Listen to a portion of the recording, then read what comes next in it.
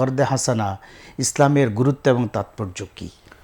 অত্যন্ত গুরুত্বপূর্ণ এবং প্রয়োজনীয় বিষয়টা আজকে আপনি অবতারণা করেছেন। আল্লাহ তাআলা কোরআনে একাধিক জায়গায় কর্জে হাসানার আলোচনা করেছেন। এক জায়গায় তো আল্লাহ প্রশ্ন করছেন, মান যাল্লাযী ইউকরিদুল্লাহ কারদান হাসানা, কে আছো যে আল্লাহকে উত্তম করজ দিবা, বিনিময়ে আল্লাহ তাআলা বহুগুণের প্রতিদান বৃদ্ধি করে দিবেন।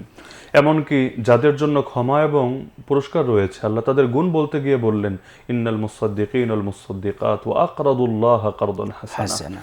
এখানেও আল্লাহ তাআলা তাকে যারা সত্য বলে বিশ্বাস করে, এর পাশাপাশি যারা কর্জে হাসানা দেয় তাদের কথা উল্লেখ করলেন। আমাদের দেশে এবং বর্তমান সময়ে সারা বিশ্বে সুদ ছড়িয়ে গিয়েছে রন্ধে রন্ধে, এবং এই সুদী অর্থব্যবস্থার কারণে ঋণের সাথে মানুষ এমন একটা কনসেপ্টে পরিচিত হয়েছে, ঋণ মানেই তো সেখানে আমার কিছু লাভ থাকবে, এবং কেউ কেউ তো এটাকে একটা বাণিজ্যিক রূপ পর্যন্ত দিয়ে দিয়েছেন। আর যেখানে এটা হয় না সেখানে মানুষ চিন্তা করে যে আমি ঋণ দিলে তো আমি ঋণ আদায় করার নিশ্চয়তা কোথায়, আমাকে তো তার পেছনে ঘুরতে হবে, আমাকে তো পেরেশানি করতে হবে। অথচ কর্জে হাসানা এতটা ফজিলতপূর্ণ ছিল। আমরা যদি হাদিসের প্রসিদ্ধ 6টা গ্রন্থের অন্যতম গ্রন্থ হলো সুনানে ইবনে মাজাহ, এই সুনানে ইবনে মাজাহ যদি খুলি 2430 এবং 2431 এই দুটো হাদিস সামনে রাখলে আমরা এর ফজিলতের ব্যাপারে মৌলিক ধারণা পেয়ে যাই।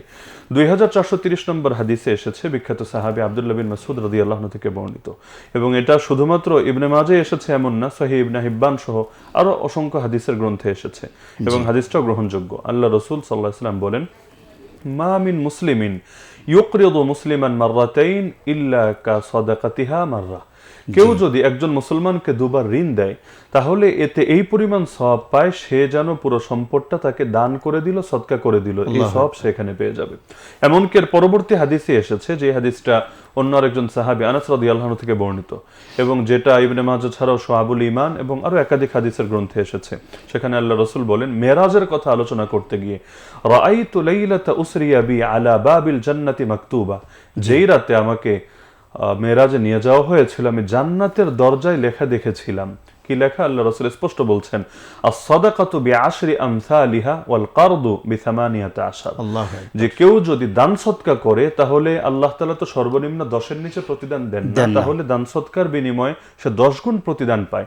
কিন্তু করজ যদি দেয়, অর্থাৎ উত্তম ঋণ দেয় যে ঋণের সঙ্গে সুদ নেই, তাহলে সে এর বিনিময়ে 18 গুণ সওয়াব পায়। আল্লাহ রাসূল বলেন, আমি এটা দেখে আমি জিবরিলকে প্রশ্ন করলাম, ইয়া জিবরিল মা বালুল কারদ আফদালু মিনাস সাদাকা, জিবরিল এটা আবার কেমন বিষয় যে করজ ঋণ দেওয়া সেটা সদকার চাইতে বেশি উত্তম হয়ে গেল? জিবরিল আলাইহিস সালাম ব্যাখ্যা দিলেন যে এর কারণ হলো যে প্রতিটা ব্যক্তির শ্রেণী আলাদা, কারণ ঋণ এমন একটা শ্রেণীর প্রয়োজন হয় যার এখন বড় একটা প্রয়োজন কিন্তু সে যাকাত সদকা নিচ্ছে না এবং এটা তার সঙ্গে যায় না। অপরদিকে ভিক্ষুক প্রার্থী, সে যখন প্রার্থনা করে কখন এমনও হয় ওয়াইন্দাহু মা আইন্দা, তার নিকট প্রয়োজনীয় সম্পদ আছে কিন্তু এরপরও সে আরেকজনের সামনে হাত বাড়াচ্ছে। কিন্তু একটা শ্রেণী হলো যারা হাত বাড়াতে পারে না। যেমন আল্লাহ রাসূলের সাহাবীদের গুণ আল্লাহ বলেছেন, যখন তারা হিজরত করলেন, ইয়াহসাবুহুমুল জাহিলু আগনিয়া মিনাত তাআফফুফ, যারা তাদেরকে চিনতো না তারা ভাবতো এরা কতই না ধনী, কারণ তারা কারো সামনে হাত পাততে জানতো না। করোনার সময় আমরা বাংলাদেশে দেখেছি সবচেয়ে বেশি সেই সময় কষ্ট করেছে নিম্ন মধ্যবিত্ত শ্রেণী। কেন? কারণ যারা উচ্চবিত্ত তাদের আলহামদুলিল্লাহ আগে এবং যেই পরিমাণ সম্পদ তাদের পুঞ্জীভূত আছে মোটামুটি চলে গিয়েছে। যারা একদম নিম্ন শ্রেণী তারা প্রয়োজনে ভিক্ষার হাত বাড়াতে পেরেছে, কিন্তু মাঝামাঝি একটা শ্রেণী আছে যারা কারো কাছে ভিক্ষার হাতও বাড়াতে পারে না। হ্যাঁ, আবার তারা কারো কাছে এই পরিমাণ সম্পদও তার কাছে জমা নেই যেটা দিয়ে সে চলতে পারে। তো এই মানুষগুলোকে সবচেয়ে বেশি যে জিনিস উপকার করে সেটাই হলো কর্জে হাসানা। কিন্তু আমরা যদি বাংলাদেশের মধ্যে কর্জে হাসানার ব্যাপক প্রচলন ঘটাতে পারতাম, রাষ্ট্রীয় ব্যবস্থাপনাটা এমন থাকতো যে এখানে রাষ্ট্রীয় নিরাপত্তার মাধ্যমে একজনকে ঋণ দেওয়া হবে, যে ঋণের সঙ্গে কোনো সুদ থাকবে না, কোনো অবৈধ কারবার থাকবে না, এবং যথাসময়ে সেটা উসুলের ব্যবস্থা থাকবে। একান্ত কেউ যদি অক্ষম হয় তাকে একটু সময় দেওয়া হবে, রাষ্ট্র সহযোগিতা করবে, তাহলে সুদী অর্থ ব্যবস্থার বিরুদ্ধে লড়াই করা সম্ভব হতো। আমি যদি এক বাক্যে সারাংশ বলি, তাহলে আমরা যদি সুদী অর্থ ব্যবস্থার বিরুদ্ধে ফাইট করতে চাই তাহলে কর্জে হাসানাকে এস্টাবলিশ করার কোনো বিকল্প নাই। অনেক শুকরিয়া।